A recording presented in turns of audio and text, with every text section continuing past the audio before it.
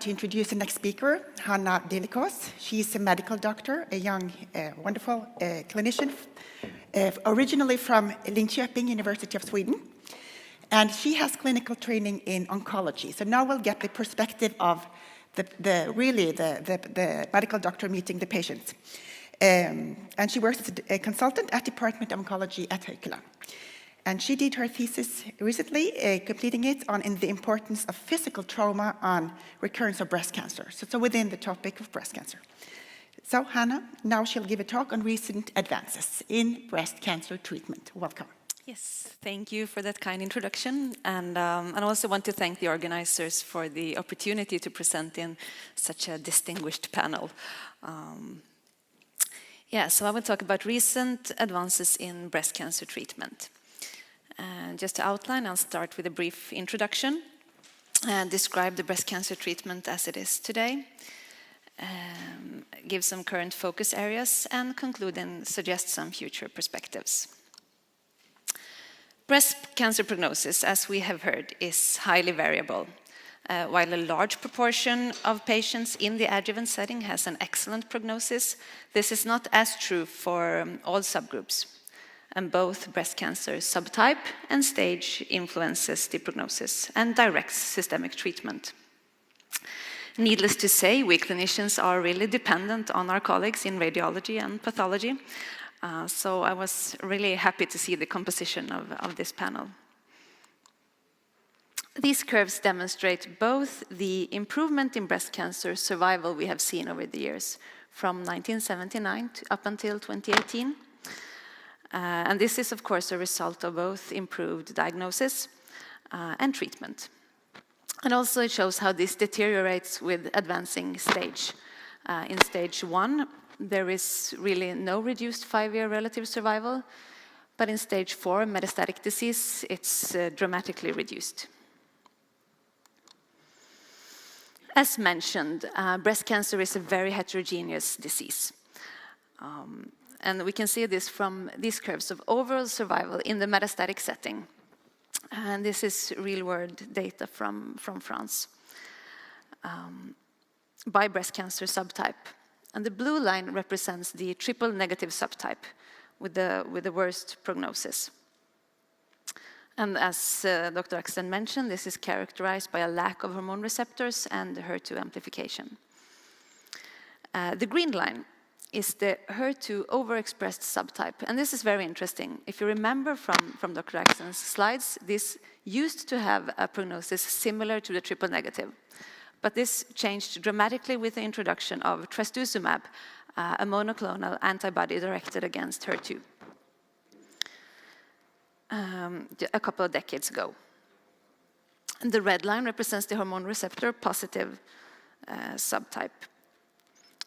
With HER2 negative. And as we can see, the difference in overall survival in these groups is quite dramatic, spanning from 14 months to over 50 in metastatic disease. And this can be explained both by the tumor biology and aggressiveness of the cancer and also treatment options.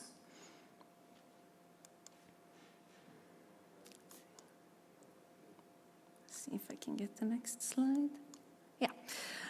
Breast cancer treatment relies on these 6 pillars.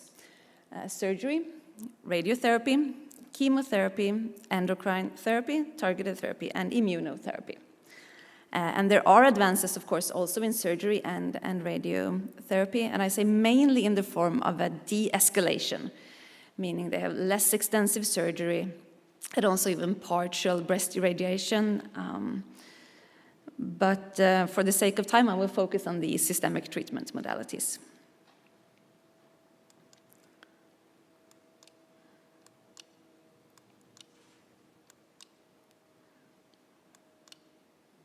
Where do I point this?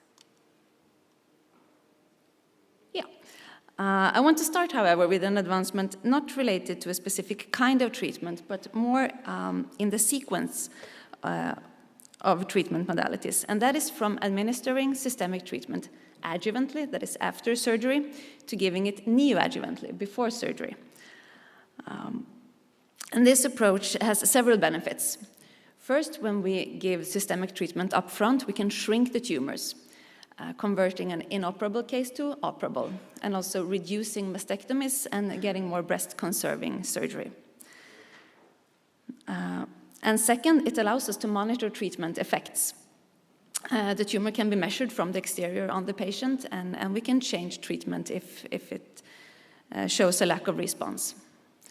And third, a borderline significant improved survival has been reported, suggesting an effect on micrometastatic disease when we give the systemic treatment neoadjuvantly.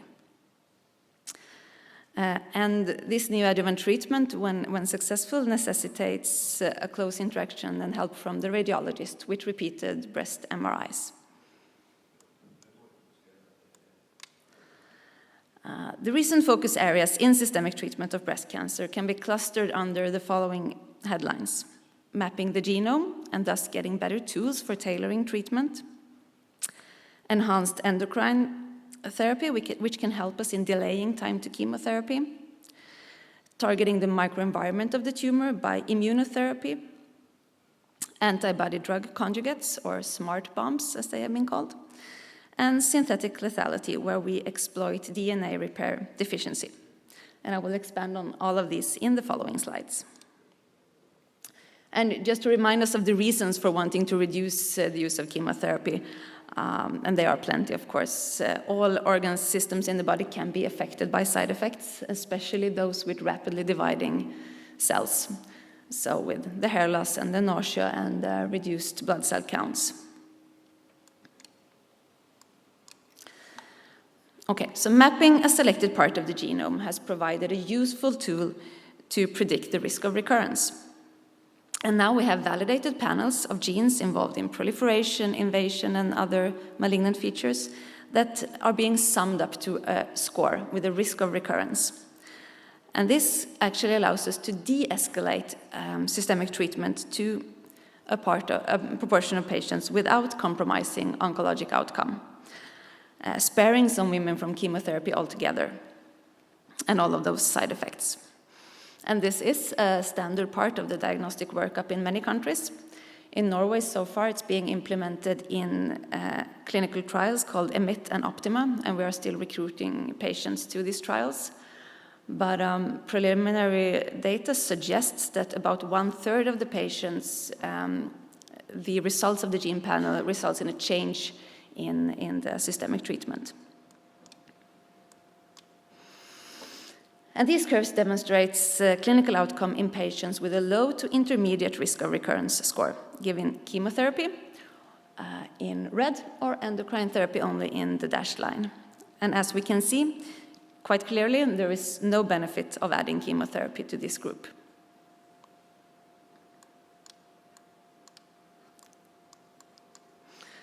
Okay, endocrine therapy is, after surgery, the oldest treatment modality for breast cancer. The first version of this was surgical oophorectomy. Today, we use estrogen receptor blockers or aromatase inhibitors. And the effect can now be enhanced by CDK4/6 inhibitors.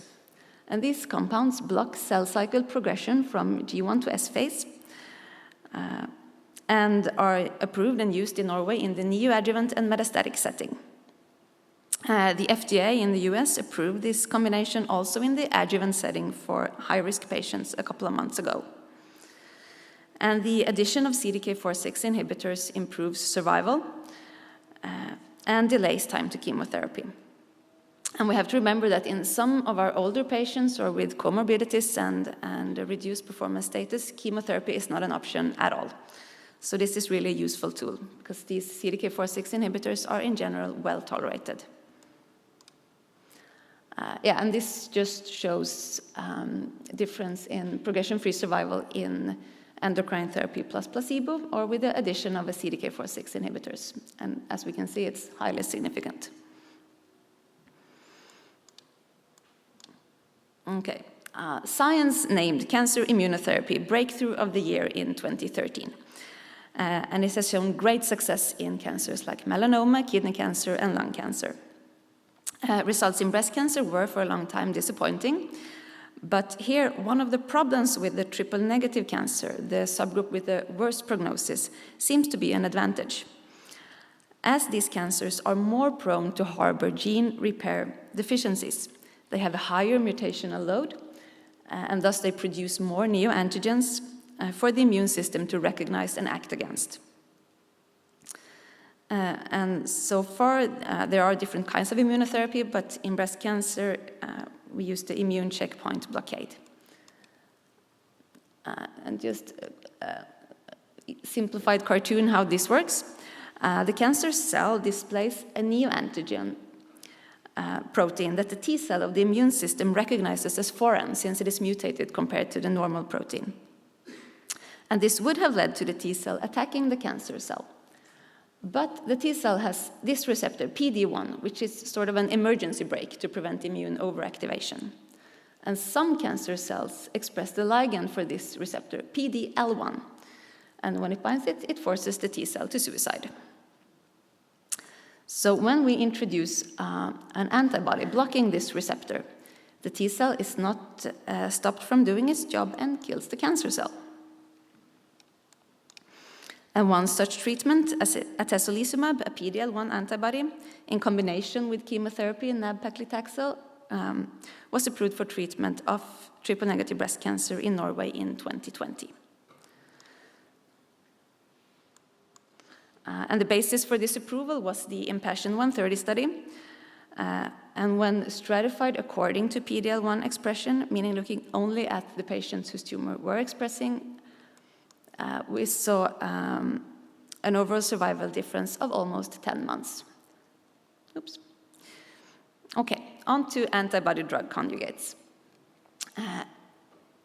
This is a cancer-specific antibody linked to a cytotoxic agent.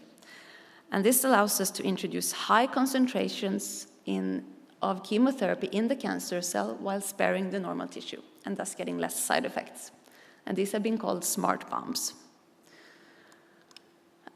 In HER2-positive cancer, this approach has been successful.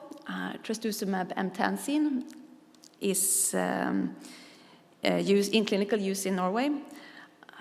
And sort of the next generation of this, trastuzumab deruxtecan, was rejected by the National System for Managed Introduction of New Health Technologies, or Beslutningsforum, a few weeks ago.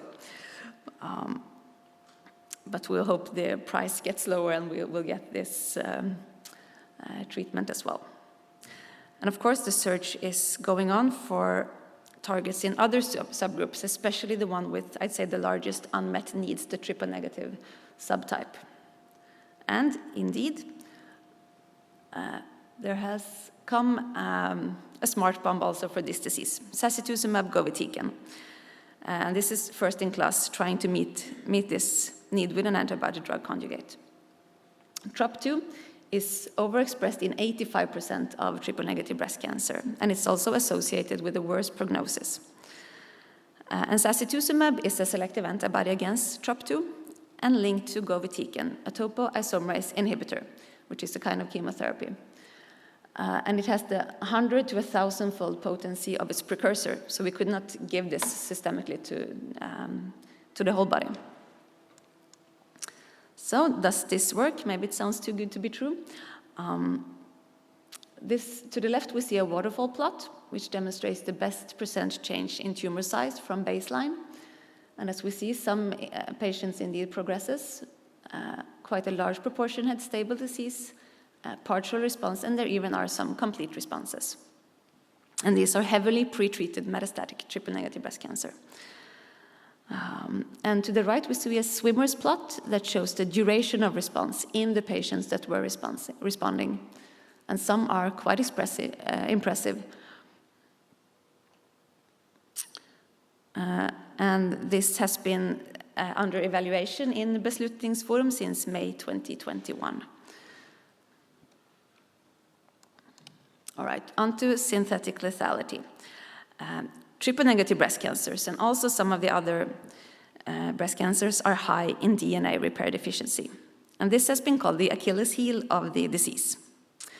And synthetic lethality can be described as 1 + 1 is more than 2. In this case, the cancer's inherent DNA repair deficiency is not enough to cause cell death. But when we further hamper DNA repair either by inducing more DNA damage through chemotherapy or by further inhibiting DNA repair by blocking other repair pathways, the combined results can be an effective treatment of these cancers. Synthetic lethality by chemotherapy is currently under investigation in a multi-center Norwegian trial called the P53 breast cancer trial, which was initiated and is led from our clinical environment in Bergen. And in this trial, high-dose cyclophosphamide is given to patients with metastatic or locally advanced triple-negative breast cancer. And cyclophosphamide works by creating crosslinks in the DNA. And these patients are grouped according to P53 mutation status. And as DNA repair is deficient in the TP53 mutated cells, the DNA damaging effect of cyclophosphamide may be augmented in these patients and thus have a better anti-tumor effect. And then we have synthetic lethality by PARP inhibition. There are a lot of opportunities to get single-strand breaks in DNA, and normal cells have dual pathways to repair this: base excision repair and homologous recombination. The BRCA-mutated cells are deficient in homologous recombination, but they still have the base excision repair, so the cell remains viable. The PARP-deficient cells are lacking the base excision repair. So when we block PARP in a cell that is BRCA-mutated and already deficient in homologous recombination, we don't get enough DNA repair, so the cell dies. And this is the principle of the PARP inhibitors. And the study EMBRACA evaluated the PARP inhibitor talazoparib and demonstrated a 3 months improved progression-free survival. And other PARP inhibitors have demonstrated a similar effect compared to standard chemotherapy. And it's important to say that these also have milder side effects compared to chemotherapy.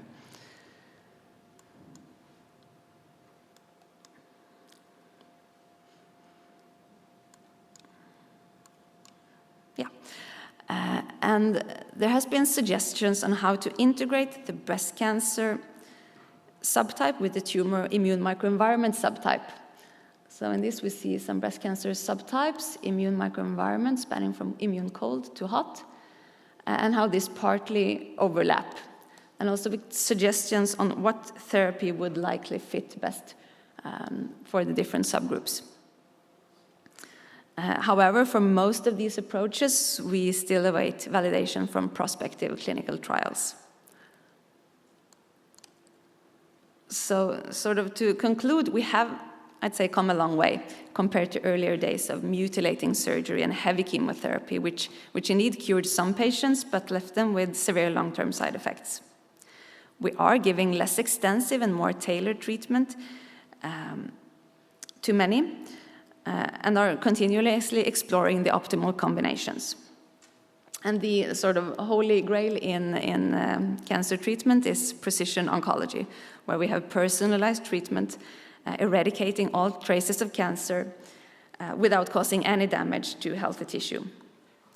We are not there yet, but with the combined effort of pathologists and radiologists and oncologists, I'd say we are approaching it. All right, so by that, I thank you for the attention.